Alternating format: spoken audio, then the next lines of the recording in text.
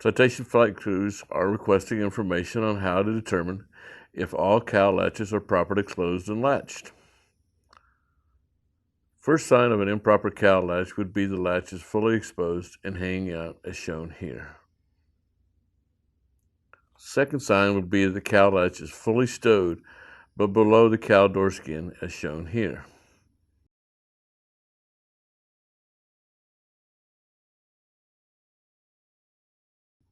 Remember, all latches should be flush with the door skin, and there should be no excessive visible gaps between the skin and the cowl door itself, as shown here.